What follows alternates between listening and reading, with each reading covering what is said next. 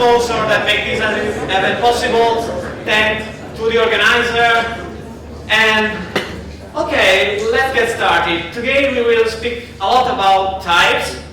And in my opinion, I think that types are great, right? Someone may not agree completely with me, but one thing that is completely sure is that types definitely change the way we work with the code. Because when we have a type system, the workflow changes a lot. You started complaining more about code compiling than code actually working. So you spend a lot of time checking if your code actually compiles, and then you check if your code works, right? It became some sort of thing that if it compiles, it actually works, right? But is it really true? Well, that's intriguing, but let's start with a real-world example and see if that's actually true.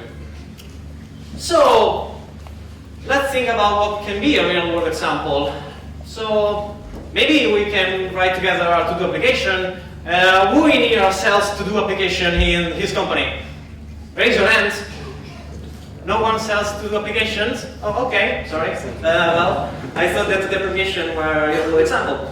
Let's try something else. Well, actually, it's really difficult to try a real-world application that suits everyone, because everyone here has a different domain for its application, right?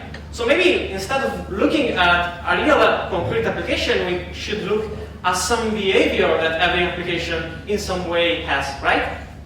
So, what if I told you we can try to experiment with data fetching? Raise your hand if you have done at least one time data fetching in your application. Yeah, right, okay. And now keep your hands up if your backend is also written in JavaScript. So you have a client in JavaScript and a backend in JavaScript. Okay, a few, makes sense. Okay, so that's great. And as you may know, if you have the same language, you can even share the same typings, right, between the server and the client, right? So, I dig into my real-world application, and from that application, I extracted some few lines of codes that came from three different files. I have the first file, which is just the common type definition file. I will call them domain types because they actually are the domain entities of my application. So, for example, we are working with a to-do application, so we have to-dos and users. And we also have a server layer which is running over Node.js, which is basically defining REST endpoints by taking the URL of the endpoints and a function that, given the request, it returns back the data. And finally, on the client, we have a fetch function which basically, given any URL, it gives back a promise with the data from that URL. Those type definitions may seem familiar to some one of you, because if you think about it, they are the express.js app.get method definition made a little more simpler in order to keep our example, and we have the client.ts, which is using the window.fetch API line. So, even before starting, I want you to give a quick tip about TypeScript. That is that sometimes you can just use a keyword named declare to type in the type signature of your function without even caring about writing the actual body of your function. That may seem a silly idea, but if you are starting from scratch in a codebase, what you can do is find this way of coding which is called type-driven development, where you focus first on the type signature of your API, you start writing your domain logic using those functions, and then while writing your code, if you found something that is not good for you, you can easily change the type signature of the function, because you do not have already an implementation of that function. So just changing the signature is really easy, right? And so, first lesson learned, use declare if possible. Again, I go back to my code base and I extracted few lines where I am using the fetch function in order to ask the server some data. And I put them on my slide, I look at them, they all seem okay, and well, I start my compilation pipeline, I run the TypeScript compiler, and everything explodes. Yeah, fortunately, because I was so dumb that I put some numbers and some objects in my function, right? That makes the compiler not happy. And fortunately, the compiler said that to me, so I came back to my code, I fixed it, and now it compiles again.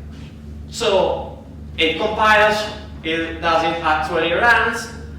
Well, people say so maybe it's Friday, I can go have a beer with my friend, and then later my boss calls me back and says, well, everything broke.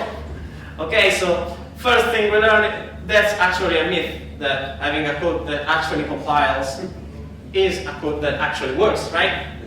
We have proven this through the scientific method. We had an example where the code compiled, but it actually didn't work, right? So you can say that in the end, if the errors that the type compiler can just catch are those kind of errors, well, types maybe are not worth it, right? And if you think about it, introducing types also introduces a 25% increase of our code, right? So if we can remove types, we can increase our productivity by 25%, right? So basically, in the end, just don't use types. End of the talk. Thank you, everyone. See you next year. Well, I would love to do that, but unfortunately, it's not actually like that. Yeah, like a coffee break, right?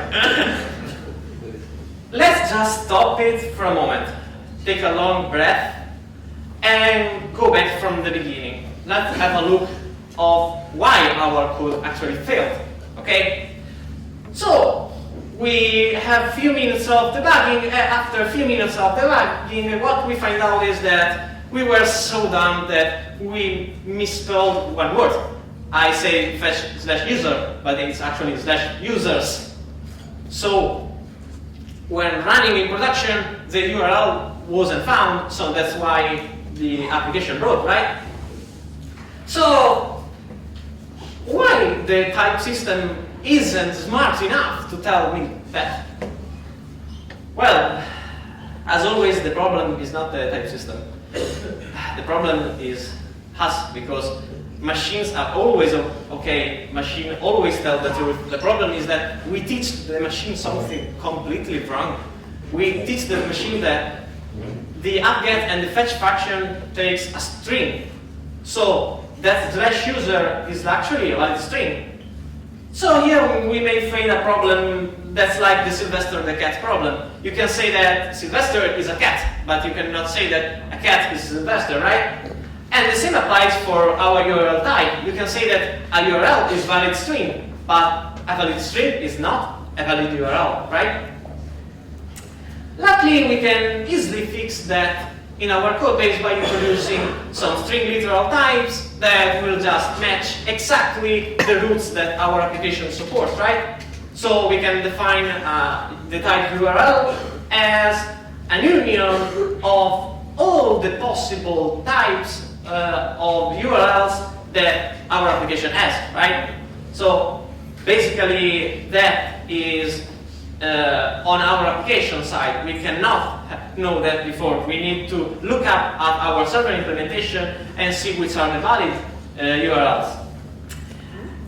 And after we did this change, what happens is that now the compiler can give us some useful hints, that because now the compiler, when trying to compile, actually fails because now he sees that the user URL we typed in the fetch method actually is not a valid user URL. So now the compiler is actually yelling at me and saying, yeah, you cannot do this. And after this experience, we learned something, right?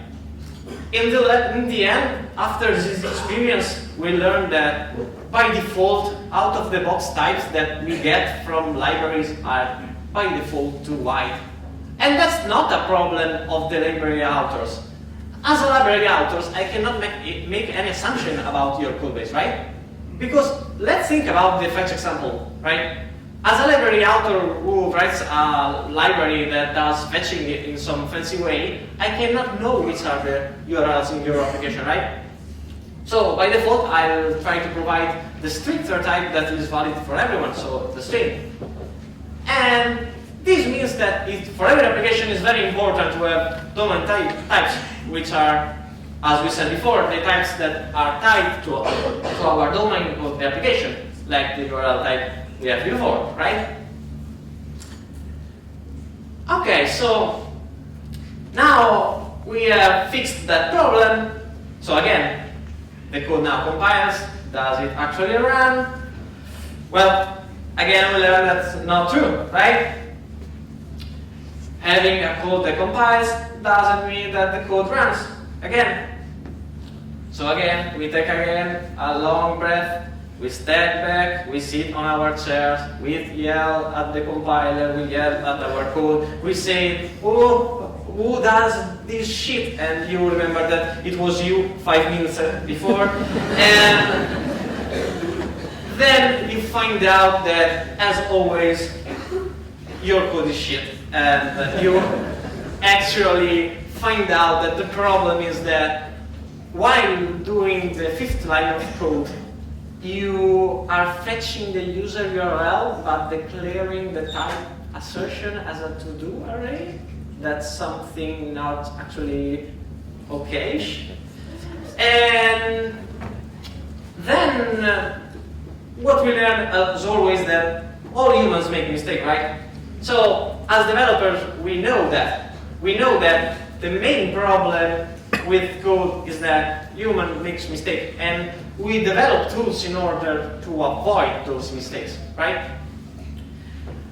And so a way to avoid that mistakes ideally would be to do not have to write those types, right? And why we have to write those types? We have to write those types because in our code we introduced the any type. And the any type is the root of all evil in the types. I wish there was a flag that said if you use any, the compiler will stay. And so the problem here is that we put any in there because we haven't teach our code base the relation between each URL and each response type, right? And luckily, TypeScript has an easy way to do that, which is method overloading, right? You can, if those types isn't even existed, that would be even great, right? Because if Inference just knows what your code is like, well, you can just not write it and it works, yeah? And, oops, sorry. Oh, I skipped some slide for, sorry. Oh, okay. Back on track.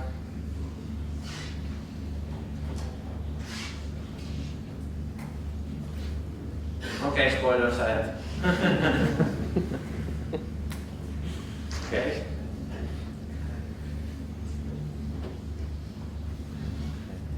You know, shit happens. Good weekend. Okay, so you know that we have method overloading, which basically tells that even an exact URL, we can map that to an exact response type, right? And yeah, it works, but the problem in here is that if you look at it, every time we had to include a lot of bloating in our code just to repeat the name of the function together with all the type parameters, right? So it wouldn't be great if Inference just worked and that worked. But the problem also with that way of dealing with method overloading is that every time we add a new URL in our code base, we need to go back to all of the places where we use that URL and add the new method overloading, right? That doesn't sound in any way something that could be maintained very easy, right? So, as a developer, what we do usually is let function do repeating things, right? Things that repeat a lot are usually done by function. So, wouldn't it be great if we can define function also at type level in order to let those functions do all the boilerplate we are doing in here? Well, having type level function means actually performing type level programming, and that's the real definition of type level programming. Type level programming is doing function at type level in order to encode additional logic into your application, make your types smarter, and having smarter types equals stricter types equals less bugs, right? So the key thing we need to understand first is that with classical TypeScript development, what you build is actually JavaScript. In the end, you compile to JavaScript.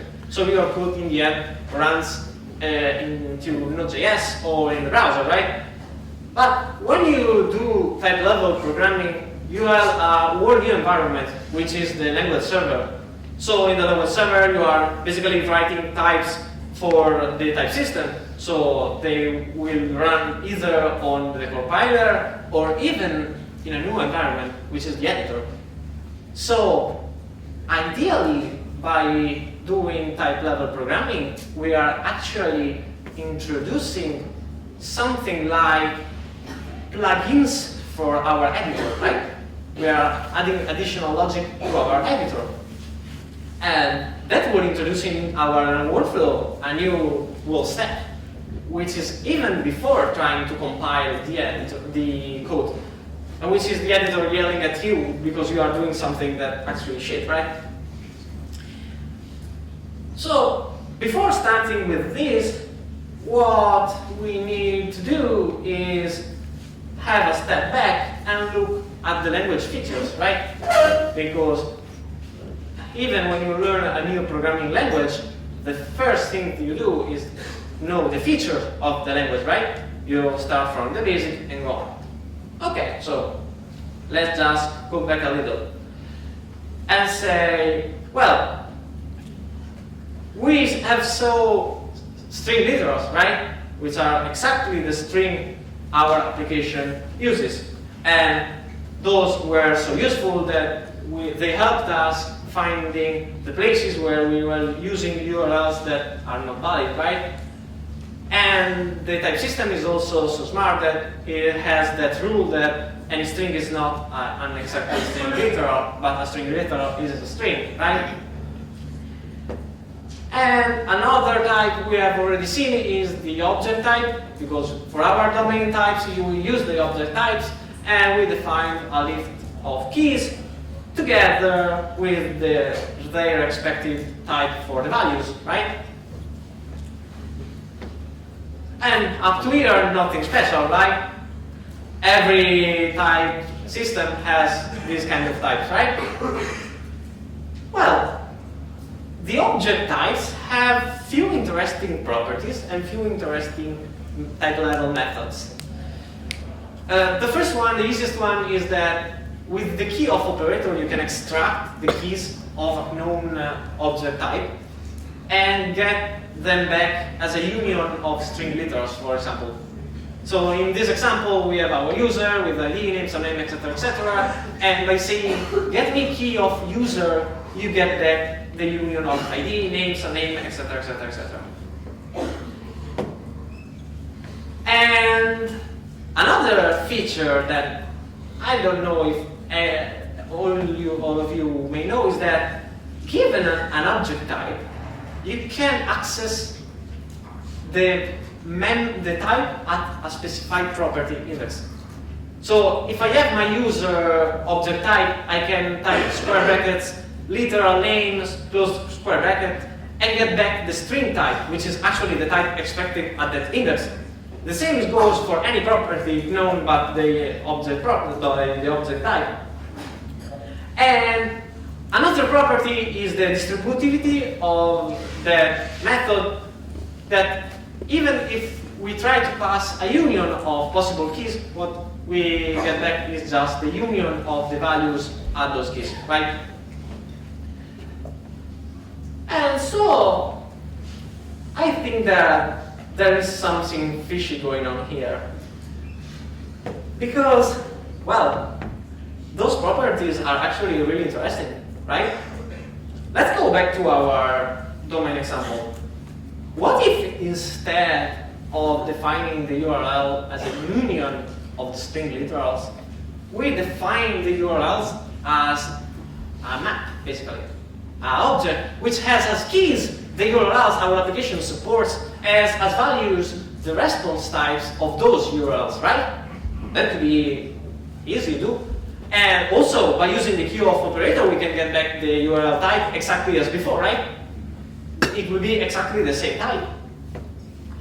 Well, the fishy thing that is really interesting in here is that now, since we have that object, by using the property accessing, what we can do is defining a type, a generic type, that we will call getResponseType, that given one valid URL of our application will actually return the response type of that URL.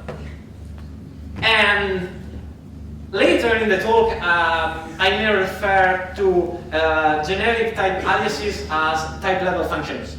And if you think about it, just looking at the way you write it, it seems some sort of function, right? You have the name, you have a list of type parameters, and then you have the actual implementation, right, which returns the value. And so we have implemented our first type level function, which works as expected, and also gives compile error if we are trying to do something silly, like I'm trying to call Batman, but Batman is not in here.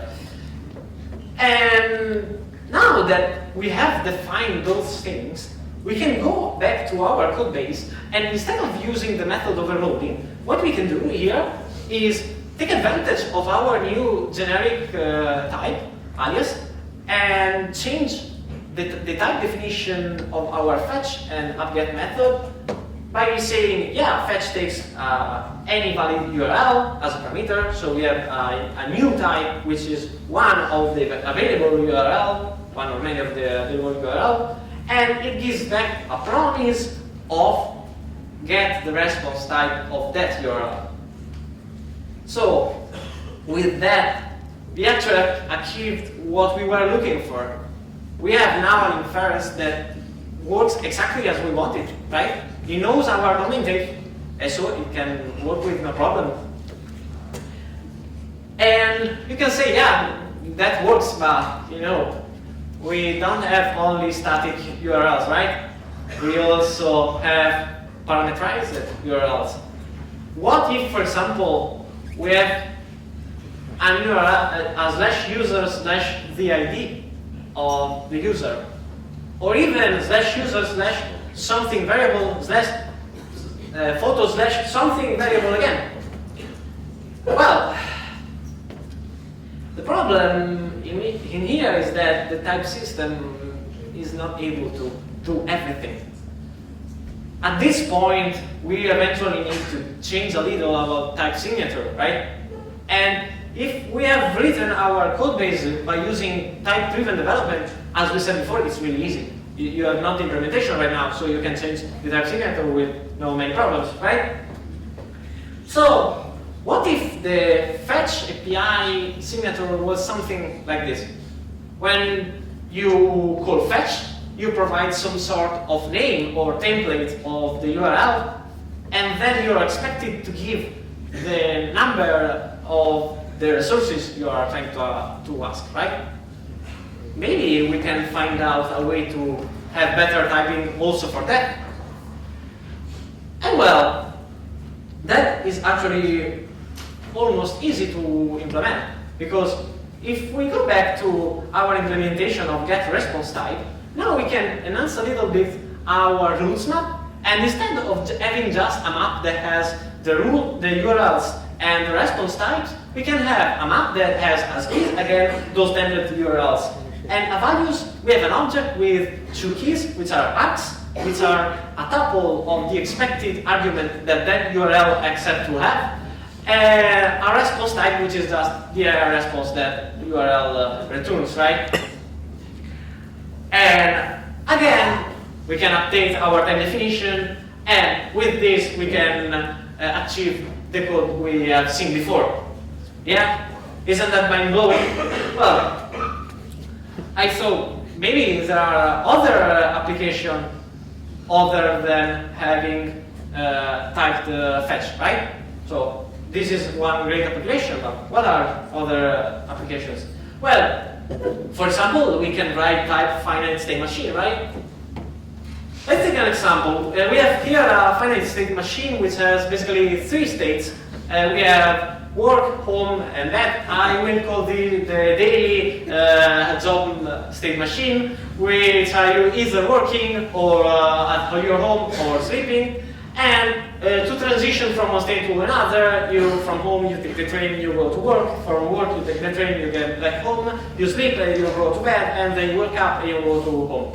Easy, right?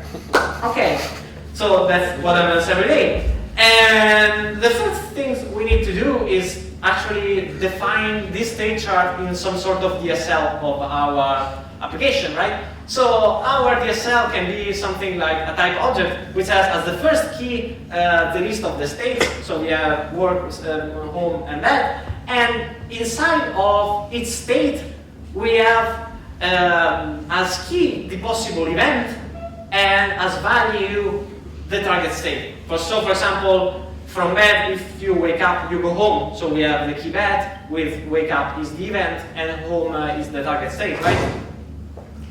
The first thing that we can write is all the state our machine has, which can be do easily by using the key of operator. And then, as we did before, we can do some type level magic to know which are the supported events for a given state. Because, for example, from home you can sleep or take the train, right? But you cannot sleep at work, unfortunately. And so we define our type level function, get available events, which takes a state, which is the current state, which should be one of the machine available states. And in order to find out which are the possible events, we do daily machine, we access the value at the key of the current state, so home, and we use key of to get the key of the possible events, right? And now that we know the possible events for a state, we can even have a type level function that given state and the event gives back the next state. So it's actually a type level state machine, right? We are just defining a function, get the state, which takes the current state, which is one of the machine states. It takes also an event, which is one of the available events. And what's really neat is that since TypeScript has inferring from left to right, what you can do is use in the second parameter the value of the first parameter.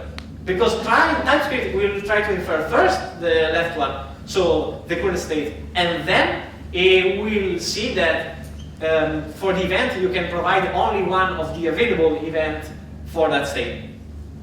Now we have type level stuff, yeah, that's great, but in the end we need to write code. So we just use the type level functions in a regular JavaScript function.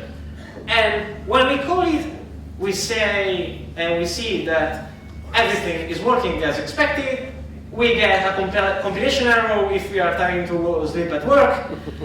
Another thing that is really great is that we even get some great developer experience in the IDE, because when I start writing my code, the TypeSystem actually knows what I'm trying to do. So when I type home as the current state, the TypeSystem is suggesting me only the possible events for that state. So in the auto-completion we have train and sleep. And remember that everything with just so has zero JavaScript emitted. It's only types, and that's actually mind-blowing, right? Okay, so I go faster because I'm running a little out of time. So I say, why not have some fun with type level programming, right? So what the weirdest thing, and yet smallest thing that I can develop using type level programming? What if we can do type level Boolean logic? For example, electronic circuit logic, right? We have on, off, AND gate, OR gates, right? That kind of logic. Well, the first thing we need to do is define what's a true and what's a false, right? And we can use a string literal to do that. We can use a capital T to define the true and a capital F to define the false. And a Boolean is just either true or false, right?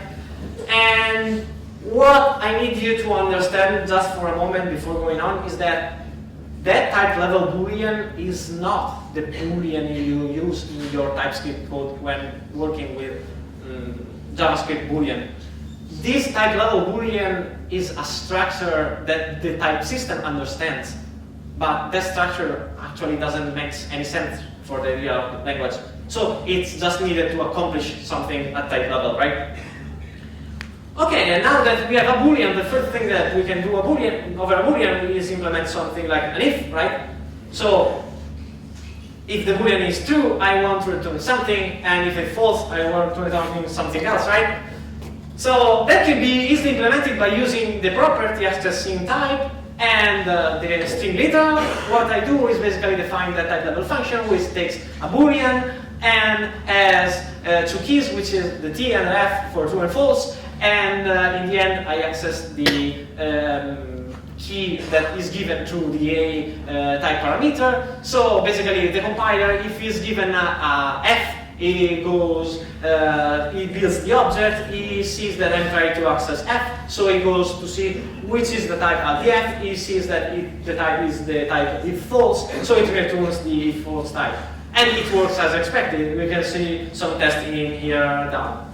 And that means that I can build my first type level programming function, which is a sample function that given a Boolean that says if I am in Alicante or not, I can return the string literal hello React Alicante, or I'm not done with the slides yet.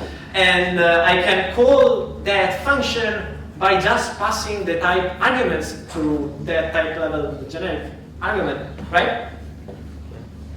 And now that we have type level Boolean and ifs, we can actually implement and OR gates, like, because in the end it is just doing some ifs. If the first is true and the second is true, the return is true. If the second is false and the first is true, then I return false, right? I don't go over that because we are running out of time, but the same goes for the OR. It's just a different combination of ifs over the type level, right? Well, and now we have actually implemented all the logic, all the Boolean logic over the type system, right? That is fun, but can we actually do even more than that?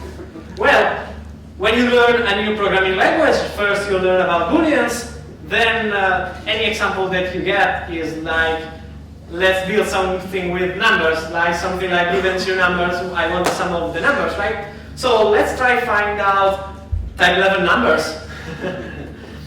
Well, let's start with positive integer numbers, okay? So from 0 you have 1 and you reach any number, okay? So we have the type 0, which is a special type of that set, and the type 0 has the property of being 0 and having nothing before him, and then we can define 1 as something that is not 0 and is after the 0, so his previous one is 0, and it goes on and on and on and on and on, so that in the end you can actually implement some generic type that actually keep that. So you can define basically the function to add 1 to a number, which is just the next element. It is a linked list in the end, right? And so we have 1, which is the next of the 0, 2, which is the next of the 1, and 3, which is the next of the next of 0. Okay, we have now implemented the numbers. We implement some type level utilities, like to check if a number is 0. So if it's the last one, we have already a property name is the 0, so that's pretty easy. We also have a property named pref, which basically looks at the number before the number we are giving. So basically is the subtraction of 1. Okay, so now we have numbers, the addition of 1, the subtraction of 1, checking if a number is 0. We can actually implement loops at type level. We can start from a number and decrease until we reach 0. If it hits 0, we can stop there, right? So let's start with a sample program, okay? We have a program that seems really suspicious. It takes a number as type argument, and if that number is 0, it returns Batman. If it's not 0, it will create an object with a property named Nana, and as a value, it will recursively call himself by passing as a parameter the number itself decreased by 1. Sorry. Okay. And what we achieve in the end, someone may already guessed it, is na na na na na na na na na na na Batman.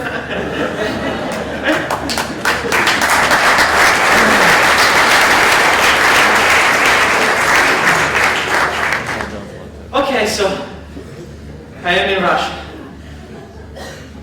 Okay, so type level is fun.